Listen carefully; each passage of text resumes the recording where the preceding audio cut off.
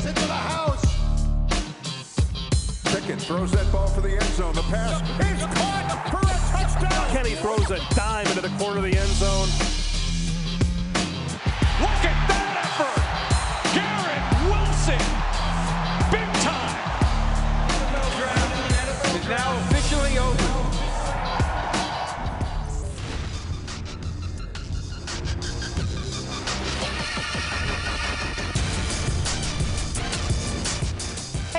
Welcome to your favorite new show, Mock Draft Live, presented by FedEx. I'm Colleen Wolfe with Daniel Jeremiah and Bucky Brooks. Bucky, today is your day. We are judging your mock draft. How do you feel about that? Are you nervous? Are you anxious? What are the emotions? Oh, I'm ready. I'm ready for all the smoke because I know how much people enjoy mock drafts, particularly the one that I baked up today. I can't wait to get all the stuff in my mentions. Yeah, spoiler alert, you're not ready. He's not ready. Ready. And also, if we have extra time at the end, we'll go over Duke's chances coming up this weekend. Ooh. Oh, yeah, Duke, right? Ooh. Oh, I'm sorry. You're UNC, huh? Yeah. You don't talk about He's Coach already K? nervous. He's so nervous. Let's go to your #1 overall pick. The Jags select Michigan edge rusher Aiden Hutchinson, Bucky. Go blue. When you think about Aiden Hutchinson coming off the edge, explosive athlete, dynamic, explosive. He's electric with his hand skills. And what I like about him is this guy's motor runs nonstop. And so if you're the Jacksonville Jaguars, you're trying to change the way you play defense, you have to bring guys that play hard and also have skills. Aiden Hutchinson is one of those guys. One of the underrated things about a pass rusher is their tank. And his tank is always full. He never runs out of energy from the beginning of the game to the end of the game, from the beginning of the season to the end of the season. I think the Jags get a great pick here in Aiden Hutchinson. So you have the Heisman runner-up paired with Josh Allen there and Duval. Love it. Let's go to the second pick here. Trayvon Walker's stock continues to climb. And like DJ's latest mock, the Georgia pass rusher moves up to the 2nd overall pick, Buck. So one of the things that I've learned when you go to the combine and you hang around the D-line coaches, they tend to let you know who their crush is. Well, this is every D-line coach around the league. He is their crush. They have a crush on this guy because of his talent, his athleticism, the explosiveness that he displays, and everybody believes that they can unlock the potential that you see in flashes on tape. Put him in Detroit with Dan Campbell. You know Dan Campbell likes to have those 32-ounce things just java full of caffeine. Load him up. He's going to have my guy have a little bit, and we're going to see him dominate in Detroit. I want to say it's an Americano, actually, is what he goes. Is it you know his order? I That's don't know. impressive. I'm an Americano guy. So to me, Trayvon Walker, all the way up here at #2. You see the length on the screen there with the 40 time, but this is a football player. This isn't just a tester. I hear some of these comments about, is this Mike Mamula 2.0? Oh, no. Stop. This guy is a great player. He was the combine sweetheart, but he brings all of that versatility to the position. Bucky, it is a run on edge rushers off the top here with Kayvon Thibodeau becoming a Texan. Yeah, Kayvon Thibodeau. It's funny because when Thibodeau talks, he talks about kind of wanting to pattern his game or reminding others of Jadeveon Clowney. And so you think about what Jadeveon Clowney was able to do and earn all-star nominations and bursts when he was with the Texans. He's a little different in terms of his playing style, all speed, quickness. You would like to see a more consistent motor, but if he turns it on, this is a guy that can play at a high level for the Texans. Yeah, definitely one of the more polarizing players. Some people love him, some people aren't as high on him. The Texans, though, desperate for pass rush, and we're going to see pass rushers 1, 2, 3 here in this mock. He's an LA guy. He likes the warm weather. Texas also has the sun, so it really works out, I think, for everybody there. Let's go. Our first corner off the board here at #4, Sauce Gardner to the Jets. Oh, I like it. Just if you can put Sauce in your name, you have to have some kind of swag next level. Then you think about the chain. But what I like about it, his game matches his nickname. This is a guy that is talented. He does a great job of playing the game the right way. You see his length, his athleticism, his ball skills. This is a guy that is going to be a top corner for a long time in the National Football League. It's hard to find big corners that are that fluid and that loose. That's what makes him special.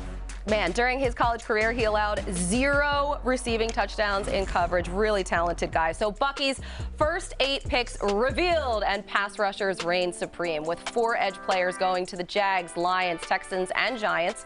Our first wide receiver comes off the board at 8 to Atlanta. But before we get to that, let's talk about that decision to take this guy at #5.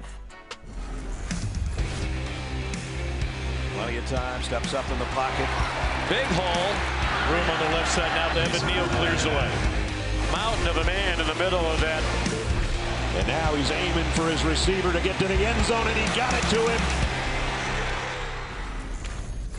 Okay, we're going to talk some Giants here. Joe Schoen's first pick as New York's GM, and he goes Evan Neal over Ike Ekwonu. Why? I'm going to go with Evan Neal because from a technical standpoint, Evan Neal is more ready right now than Ike. And I think Ike is fantastic. But Evan Neal's, his ability to put together his feet with his hands, the balance, the body control, the ability to kind of anchor versus power, to me, that separates him because I think he's a little more polished in the pass protection part of the game.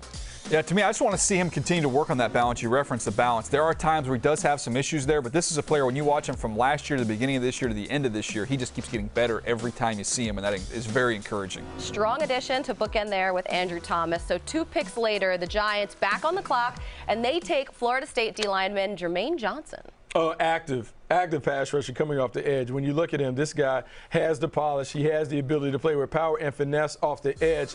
And it's the production that stands out. And so when you look at the Giants and the teams that they've had that have been championship teams, it's not a coincidence that they've been able to dominate in the trenches on defense side of the ball. Yeah, the combination of the length that he has, the production that you see there on the screen, the effort that he plays with, the play strength.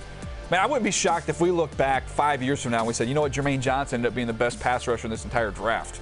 I'm kind of surprised. No skill position players here for the Giants? What are you talking about? The big guys, big skill. They're the Giants. Big skill. They're the Giants. Okay. They're big skill guys. You can't be the Giants and get all the little guys. You have to have big guys up front. There's a reason that the Giants have always been at their best when they can control the line of scrimmage. Joe Schoen understands that. He's an old school guy. He wants to make sure they play the right way. Okay. Yeah, this is a big year for Daniel Jones, though. So somewhere throughout this draft, it's going to continue to add help for him. Yes, absolutely. How about let's move on to the 8th pick here. And why should the Falcons take Garrett Wilson? Is it because their main guy right now is Olamide Zacchaeus? Zacchaeus. Got it. Nailed it. I mean, like, here's the deal. Calvin Ridley's not available for the team this year, so now you just have Kyle Pitts in the middle of the offense, and so you need someone on the outside. Garrett Wilson, to me, is a natural #1 receiver. From his route running ability to his ability to make big plays with the ball in his hands, he does all of that stuff, and so he's very similar to me playing style and what Calvin Ridley was. I think it's very easy to build your offense around a playmaker like this. Yeah, he's my top receiver in this draft. I think he's my 5th overall player, so I love the pick here. The Atlanta Falcons, though, with where they're situated and the needs that they have, man, if they don't take a quarterback, I understand they didn't do it last year. They don't do it here, but I wouldn't be surprised this is a trade-out situation. I know we're not doing trades in this mock draft, but that would be an opportunity for them to try and get more picks because they have a lot of needs. Well, especially with Russell Gage going to Tampa Bay, that wide receiving core is just so thin. But talking about trades, we've seen a ton of action here in the offseason, but not much at the top of the draft there. No movement so far. In that top 8, if anyone is trading out of it, who would it be? Ooh, trading out. I think the main thing I'll take that one because I think the Giants would like to get out of there. I think the Giants, and they're picking in front of the Panthers. So to me, I think the Giants would be a team that would I'd be on the phone with them saying, okay, you want a quarterback. If Malik Willis makes a little bit of a climb or a rise, hey, you got to get in front of the Carolina Panthers if you want him, because the Carolina Panthers right now have said they're going to add a quarterback and has not happened yet. So they're running out of options outside the draft. That would be the team I keep an eye on. Yeah, they do have to have a quarterback at some point. There've been conversation about could they run it out with Sam Darnold? Would they sign Cam Newton back? At some point, they want to get a young quarterback in the fold. And so the 6th pick would be a prime opportunity if they deem one of these quarterbacks to be worthy of being a top 10 selection. Yes, the Carolina Panthers could be in play. If you're in the quarterback game, hunting for one, you have to jump up in front of the Panthers. I wonder about Nick Caserio, too, and the Texans in that number 3 spot, because the 3rd overall pick seems to be the place to trade out of. It's happened like 3 times in the last 5 drafts or so. So maybe supercharge the rebuild there in Houston. We'll see. But we have plenty more to get to here on Mock Draft Live presented by FedEx. The Seahawks are on the clock, and Bucky's giving Seattle a replacement for Bobby Wagner. But which linebacker will it be? Find out next.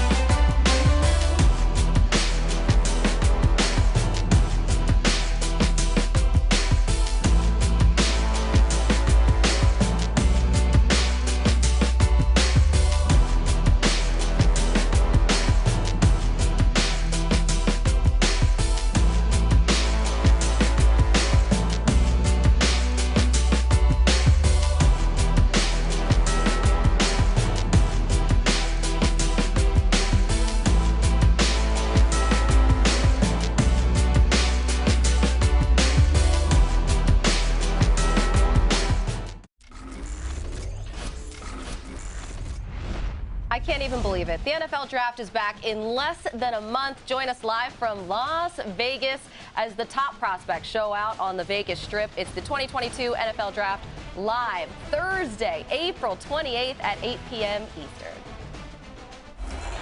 Devin Lloyd, one of the top linebackers in the nation. Blasted by Devin Lloyd. Tipped. Devin Lloyd picks it off. What a play by Devin Lloyd. Let's just love him. It's Lloyd! Pick six! Devin Lloyd! So Seattle's picking at 9. Out goes Bobby Wagner, and in comes Devin Lloyd, Bucky. Yeah, Devin Lloyd, when you look at Bobby Wagner when he was at Utah State, there's similar traits in terms of the versatility that he displayed when he was with the Aggies. When I look at Devin Lloyd playing with the Utes, this is a guy that does it all. He can play on the line of scrimmage. He can play off the ball. He can make plays as a pass rusher. He's active against the passing game in coverage. And he does just a great job of being exactly what you need when it's needed. And so I think for the Seattle Seahawks, you're Pete Carroll. You need a difference maker on that defense. Devin Lloyd is one of the few in this draft. So the state of Utah is required to then replace a Utah State player with a Utah player. Keep it all in the state of Utah here for the Seattle Seahawks. That's what you're looking for, though, at the second level in the NFL right now. Run, cover, and blitz. We say it all the time. Devin Lloyd does all three at a high level. He would become the first Utah linebacker drafted in the first round, so we'll see if that happens. But let's go on to the Jets here because they got a corner with the 4th overall pick, and now they pick a safety here for Robert Saleh with their next pick. So they go 2 DBs here. Yeah, they go two DBs. So what you want to do is you want to look at the history of the coach. Robert Saleh, during his time in Seattle, he was around them when they had that secondary where Earl Thomas and Cam Chancellor had the corners on the outside of Richard Sherman and company. And so you try and recreate that same thing when you're a head coach. Kyle Hamilton pairing up with Sauce Gardner gives them 2 terrific playmakers to build around on defense. Yeah, I think you got to remember the Jets have 2 high second-round picks. I think they're 2 in the top 40 early in the second round. So they can come back, get a receiver, they can get a pass rusher there at the top of the second round. So I don't think that's crazy. And this is the pick too for Jamal Adams. So it's fitting that they take a safety here. I like it. All right, cool. Back to the mock though, where Bucky has the Washington Commanders taking LSU's Derek Stingley Jr. I like this pick. Look, I think this is a great pick if we get the Stingley that showed up his freshman year at LSU. That's the guy that was a 5-star player, a guy that played like an All-American right out the gate. He has potential, Pro Bowl potential immediately because I don't know if you'll find a more talented or player that possesses more tools at a position than Stingley.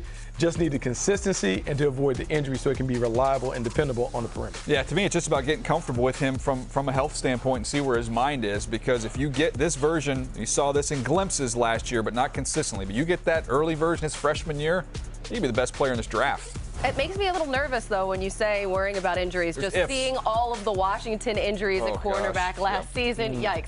So DB's flying off the board here. Next to go is Clemson corner Andrew Booth to the Vikings at 12. I think one of the more well-rounded, versatile DBs that you'll find in this draft class. This is a guy that can play using a variety of techniques, man, zone. He tackles well in space. He's a very complete and solid player, which is one of the reasons why I think he'd be a nice fit for the Vikings as they change their defense. 2-word scouting report, Steady Eddie. Steady Eddie. Steady Eddie, good player. Ed Tonatel, he loves it. That's great. Cool. Let's go to another corner. Gone. This time, Trent McDuffie to the Ravens at 14. So when we think about Trent McDuffie, one of the things that you like about him is his football IQ, his toughness, and the overall skill set. This is a guy that can play a variety of techniques. He can play off, he can bump. He understands man and zone coverage and how to kind of play to his strengths. This is a terrific football player. And when we think about Baltimore is always at their best when they have a number of corners being able to excel. He's another one you can throw in the rotation. I remember being in the draft room with Rex Ryan. We thought we had 4 really good corners, and if we didn't get the 5th one, we couldn't line up and play the next week because they covet corners. They love corners. They got a deep secondary. This would be a great addition. So important notes on him. He plays ukulele, guitar, and piano. So whether you need someone in man, zone, or open mic night, you're good to go. You are covered. Nice. So moving through Bucky's first half of the mock, here's 9 9 through 16, this bracket here. The Texans pick up USC receiver Drake London. We saw edge rushers dominate the top of Bucky's mock. And now this section, defensive backs account for 5 of the 8 selections, with a corner going to Philadelphia at 16. And I don't know, I was thinking this is probably a good place to just dig in a little bit on the Eagles. And when you look at, let's actually go pick by pick here. At 15, wide receiver Chris Olave.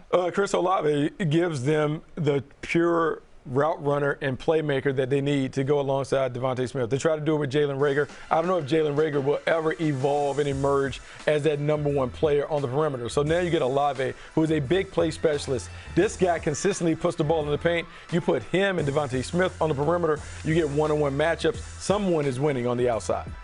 Yeah, to me, you have a very similar player to Devontae Smith in terms of just fluid, smooth, explosive route runners. It'd be interesting to see if they have the opportunity. They try and go with something a little different there to kind of build that basketball team, as we've said, or they want guys that have that profile that fit with Nick Sirianni to move around and play in different spots. I like a wide receiver here at 15. Howie, don't overthink this. Okay, let's go to 16. Cornerback here. You got the Washington man here, Kyler Gordon. Yeah, Kyler Gordon is another one. I mean, the Huskies have just been producing DB after DB, and another instinctive playmaker, another guy that has a very deep and vast toolbox, which allows him to play in a variety of different ways. He's very scheme friendly. And when I think about the Eagles being a team that wants to play a lot of zone, you have to have guys who have great eyes.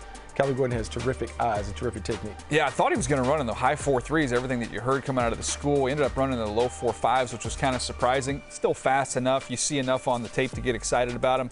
Got a lot of action because people were trying to stay away from Trent McDuffie, made a lot of plays on the football. And even if Steven Nelson comes back, this is a guy that they need. This is a position that they need to address. At 19, you go replacement for Jason Kelsey, the center out of Iowa. Oh, Lindenbaum, Tyler Lindenbaum, because Jason Kelsey said this is the swan song, this is it. So let's go ahead and get the insurance policy right now. Technically sound at the point of attack. Not necessarily a road grader, but he's active. He can move. You see him there executing a little zone scheme. For the Philadelphia Eagles, this is a team that has always invested in the offensive line. He could be a nice fit for them right there at this pick. Yeah, the challenge would be, I think he's going to be a center only, so this next year you just have to use it almost as a redshirt year. You also have Landon Dickerson there, too. Could be an option who could slide in and play some center. So go ahead. Just go ahead, Colleen, about the Eagles taking these picks. I just want to know, is there any chance at all that Howie makes all 3 of these picks? Zero. Really? We're breaking these picks down, and I'm sitting here going, Buck, there's no way the Eagles stick with all 3 of these picks. No, Zero chance. Because what you always like is you like having multiple picks in the first round. They have 3 in this round. So next year, you want to make sure that you have 2, so you have all the currency, all the power to be able to move up and down the board, particularly if they end up looking for a quarterback, if it doesn't go well for Jalen Hurts. Yeah, I didn't spend a lot of time when I was growing up daydreaming about playing quarterback at USC, okay? It wasn't going to happen. And there's no way on God's green earth that Howie Roseman is going to execute these 3 picks in this draft. I would imagine you're going to see some of these picks, maybe more than one, in acquiring next year's draft picks. I think that could be an area they go, get more capital for next year. First of all, I'm shocked that this hasn't happened yet, that he hasn't made a deal yet. Howie Roseman loves the headlines. However, I just want to know which pick you guys think makes sense for them to trade out of. Does it even matter? I mean, 16 maybe? I don't think there's much difference, but I mean, to me, 15, I would put 15 up for auction and say, you want to come get 15, come get it. You got the Pittsburgh Steelers who are picking at 20, who are a quarterback team. You want to secure it? Come on up for 15. I'll get a little extra sugar. The chances are 16 and 19, I'm going to like who I get there anyways. I don't think it matters. If he gets the phone call, I think he's taking the phone call. It's all right there. All right. Well, we have plenty more ahead here on Mock Draft Live, presented by FedEx. As we take a look at Bucky Brooks's Mock Draft 3.0, Pittsburgh is making a pick. Who does Bucky have heading to the Steelers, and what should their biggest priority in the 2022 draft be? Find out after this.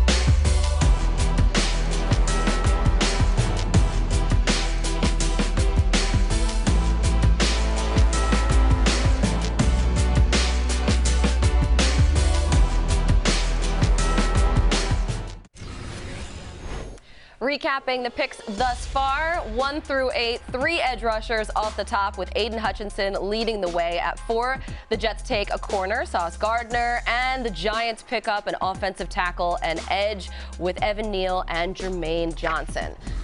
Then picks 9 through 16, Seahawks go linebacker. We have 4 corners off the board here, heading to Washington, Minnesota, Baltimore, and Philly. And safety Kyle Hamilton lands in New York with the Jets. So let's go to the Chargers at 17 and tackle Charles Cross to pair up with last year's first-round pick, Rashawn Slater. This is all about protecting Justin Herbert. You want to put a fortress in front of him, and you want to allow him to shine. He's one of the top quarterbacks in football. You want to make sure that he doesn't end up with his jersey dirty at the end of any game. Where you do that, Charles Cross, nice footwork, great balance, great hand skills, one of the best pass protectors in the draft. Yeah, they could definitely use a right tackle. Be interested to see what they do with Matt Filer, who has some guard tackle, flex. That could impact what they do here with the 17th pick. Now we move on to the Saints. They're on the clock, and they add to the offensive line as well after Teron Armstead left with offensive tackle Trevor Penning.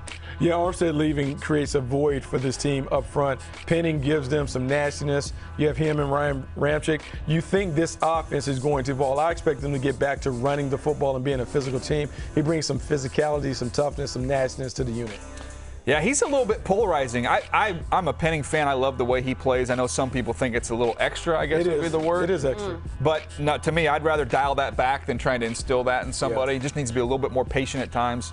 But I think it's all there. You see how athletic he is with how long he is. It's a huge upside for him. What's the knock, that he's just a little extra? A little extra, a little nasty, maybe beyond the whistle. Yeah. Dirty pool a little bit. At the Senior Bowl, the kind of culminated in him at the Senior Bowl putting somebody in. He was a bully. He put somebody into the pylon back there. No, sorry, the goalpost. Can't do that. You can't block people into the rules. goalpost. They usually don't go for that. That's fair. Well, anyway, that's who the Saints get. Let's pause, though, here with the Steelers. They have the 20th pick, and I have a lot of questions. But let's start here with the pick itself, because they need a wide receiver, and they get one, Jahan Dotson. Yeah, Jahan Dotson gives them, and the Pittsburgh Steelers are a wide receiver factory. They understand how to make and elevate wide receivers in their system. And so I think he is a guy. You don't have Juju Smith-Schuster. You had inconsistencies throughout the wide receiver core a season ago. You go and get a consistent, reliable playmaker from Penn State, big play threat, who also has some catch and run ability.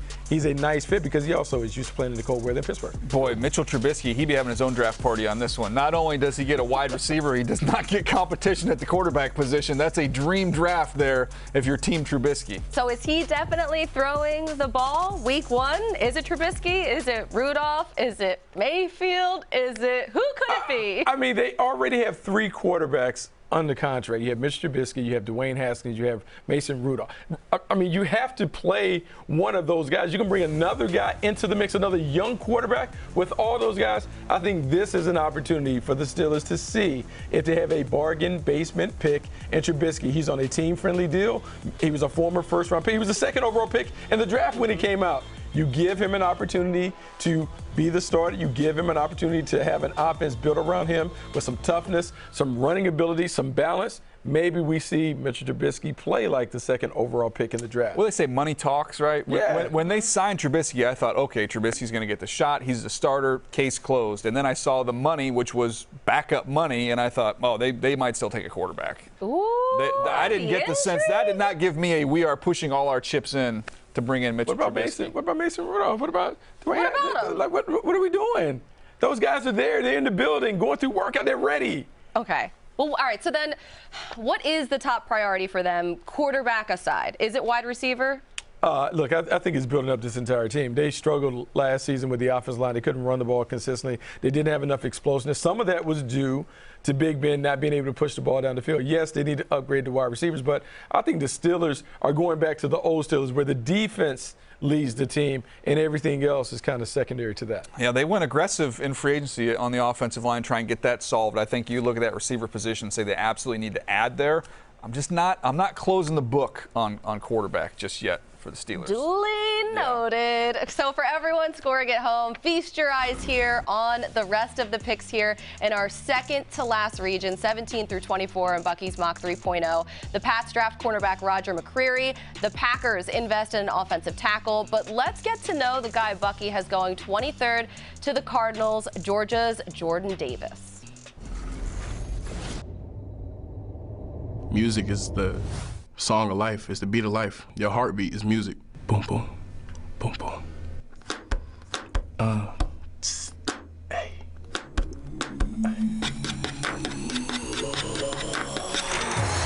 Hit Jordan Davis. And that's what you call a bull rush. Jordan Davis, number 99, defensive tackle at the University of Georgia.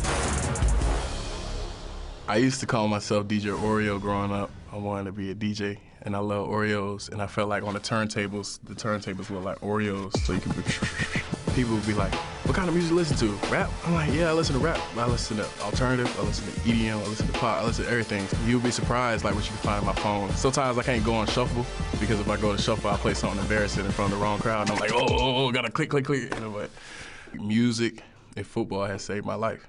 Somebody pushing 340, run a 4.82. That is a ridiculous time for somebody that big. That is phenomenal. My style of play, I describe it as tough, hard-nosed, anchor the defense. I want to be the centerpiece. I want to hold it down. Jordan Davis swallowed him whole. When I get to the NFL, we can expect dominance from me. I want to work hard for everything that I get.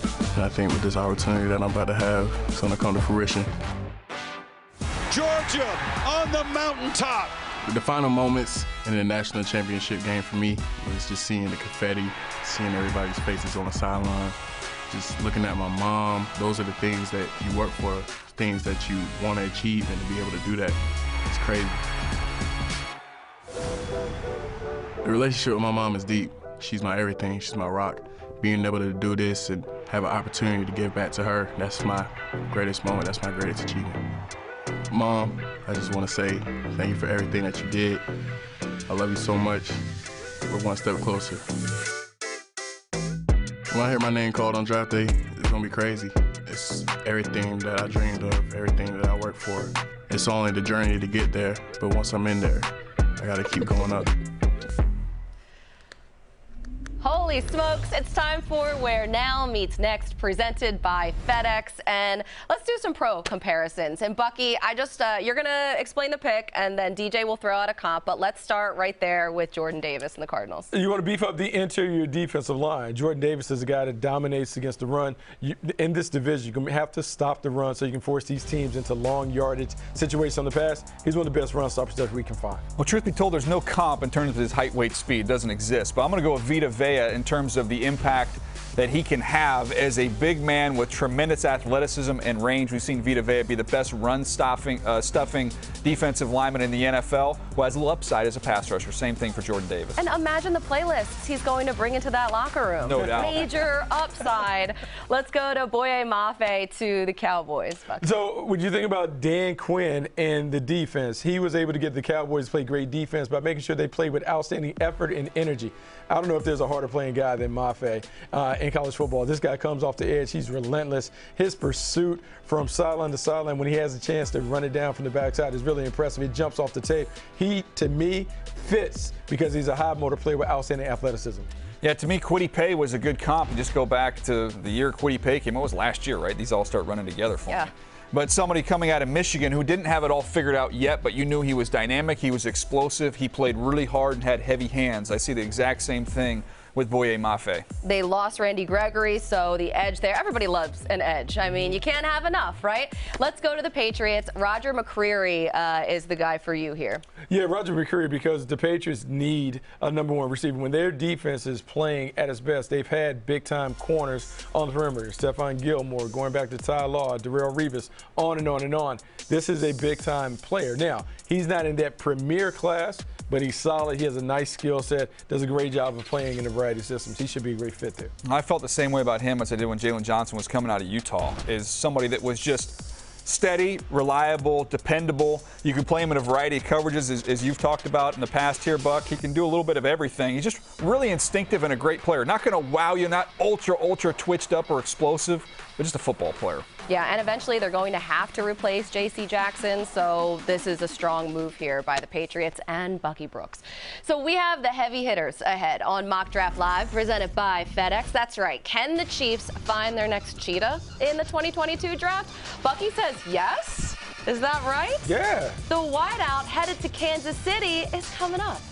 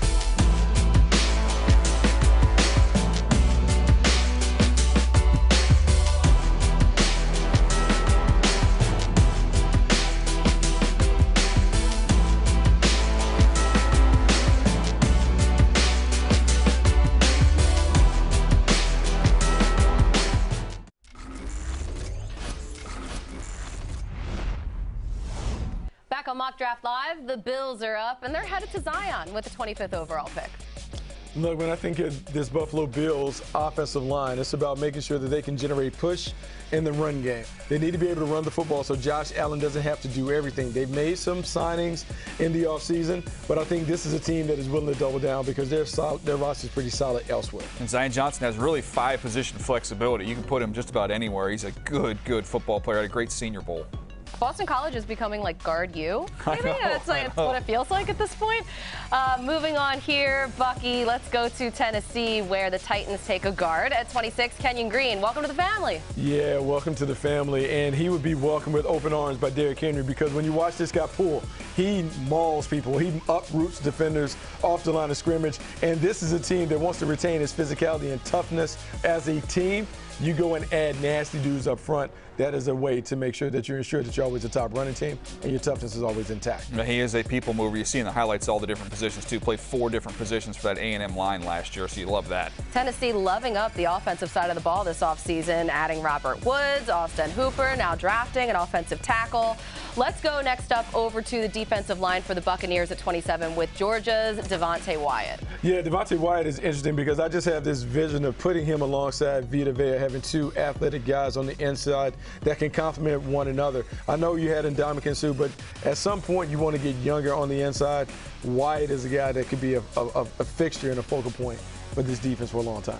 Yeah, kind of got lost with his teammate Jordan Davis, what he did at the Combine. Devontae Wyatt actually tested better. You see that 4.77 at 304 pounds is just silly how athletic and explosive he is. I can't do that at 120. I mean, it is unbelievable. Come on, he gets full marks for that.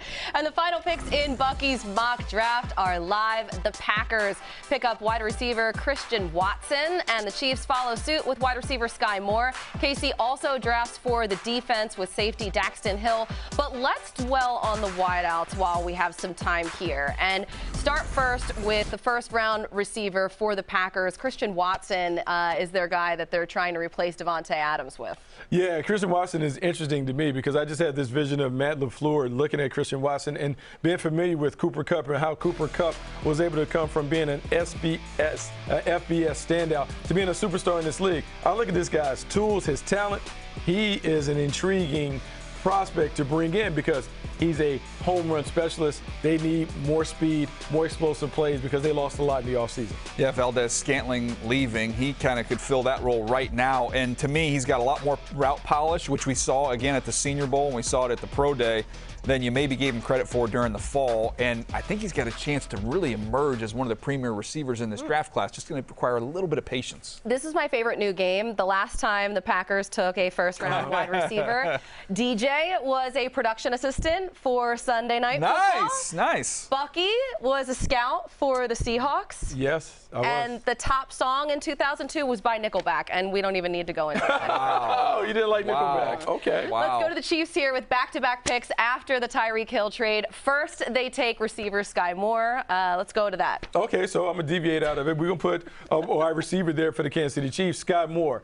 I'm not saying he's Tyreek Hill, but he can do some of the things that Tyreek Hill did in this offense as they're beginning to diversify the offense to make it where Pat Mahomes can be more efficient, catch and run specialist, big playability, guy runs fast. Like that, Andy Reid. It's been a while. Is that Nickelback or no? You're still on Nickelback? We're talking about Sky Moore. I know, but you said Nickelback, and I was thinking it was a perfect segue to say it's been a while, but then I don't know if that's a Nickelback song or not.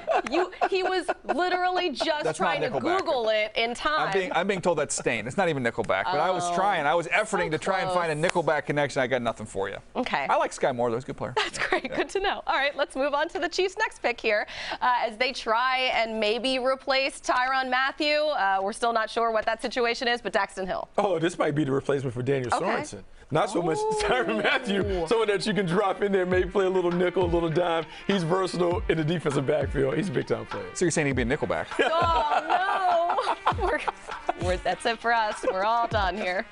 I love Daxton Hill. He can play him high. You can play him as a nickel. I think you could line him up outside at corner. He could hold his own out there. He's a phenomenal athlete.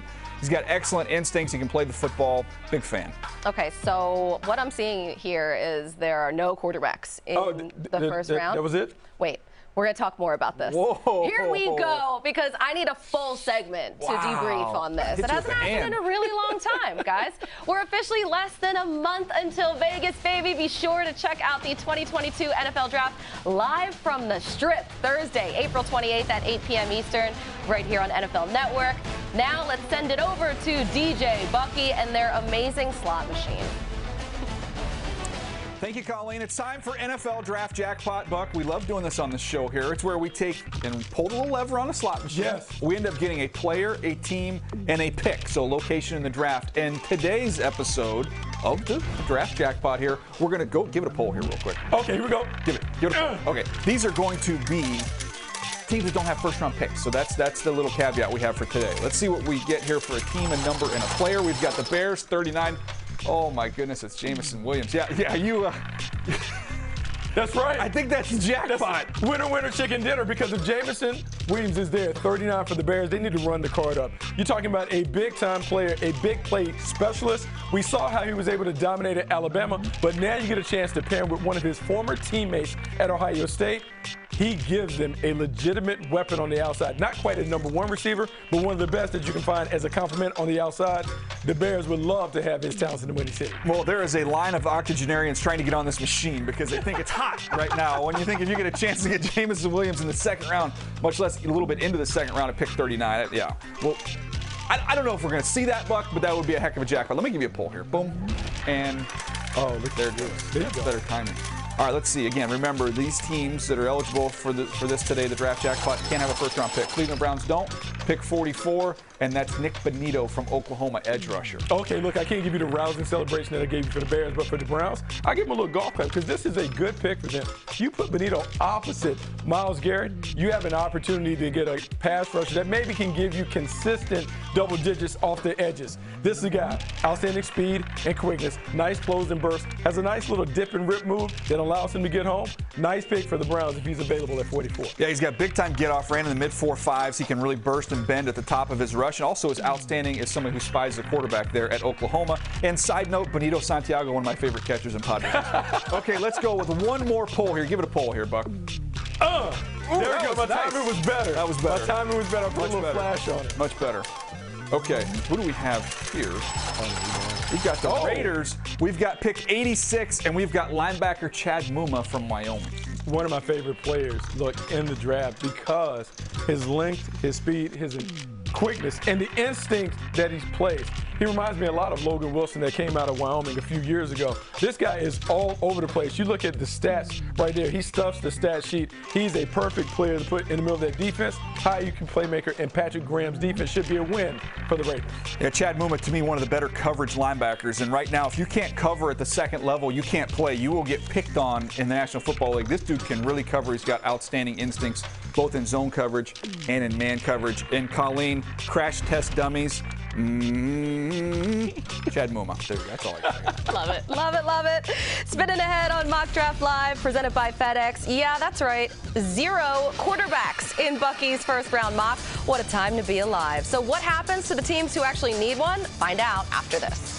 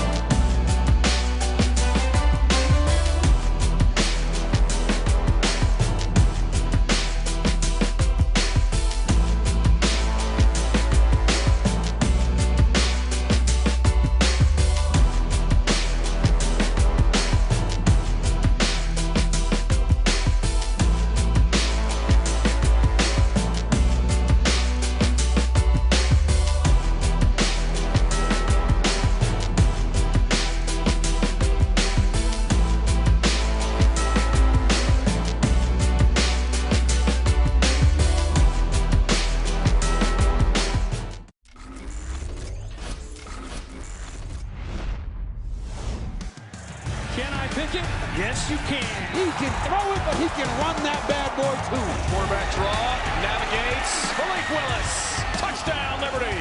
Corral, shot to the end zone. Caught. Touchdown, Ole Miss. How about Matt Corral? Holy cow. Sam Howell showing the toughness for 6. Ritter delivers right on the money, and that's going to be a Cincinnati touchdown. Desmond Ritter makes plays when he has to. I'm watching all these quarterbacks here, and I'm not going to be watching them night 1 of the draft, Bucky, am I? Oh, I guess not. Not based on what the league has told us, the reaction following the combine. We had a chance to see all these guys work out at the combine, and there was a lot of buzz and excitement when we watched them. However, immediately after that, we saw all of these teams go out and get their franchise quarterback. We saw Russell Wilson go. We saw Carson Wentz go to the Washington Commanders.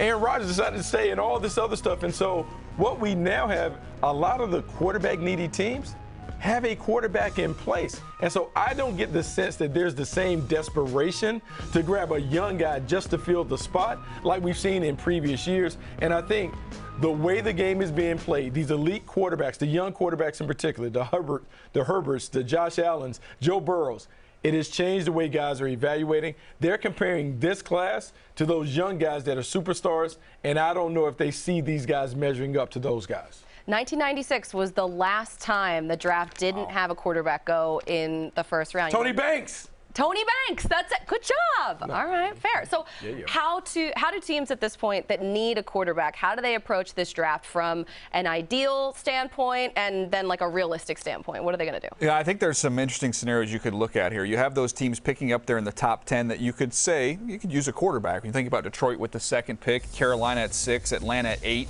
You look where Washington is positioned.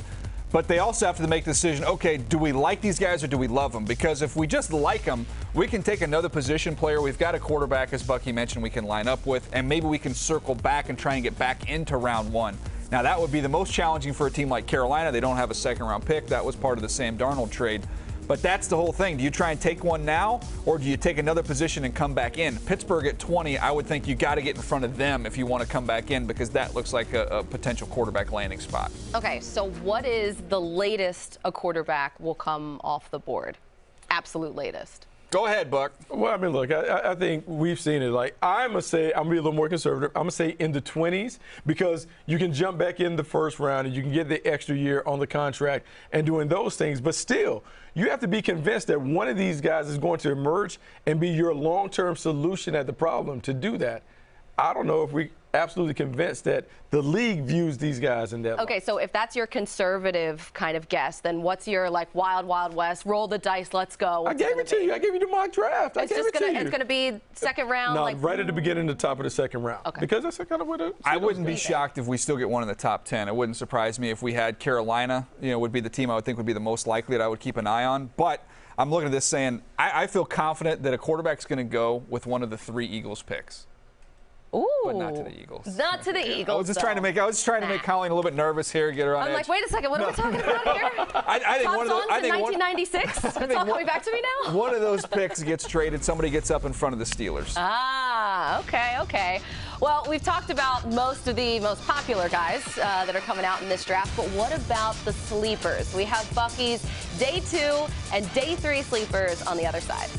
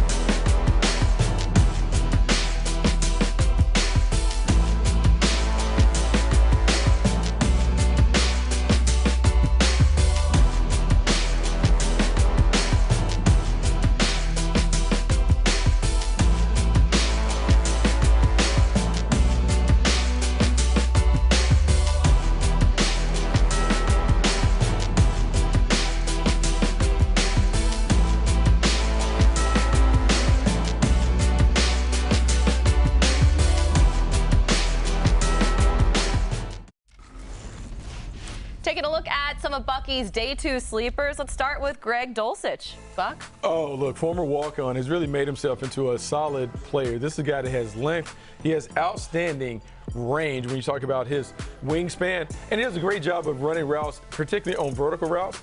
He's crafty. He's sneaky. I like him a lot. Oh, man, averaged 17.6 yards you gotta look at the per stats. reception. Big play threat. Big play I love threat. it.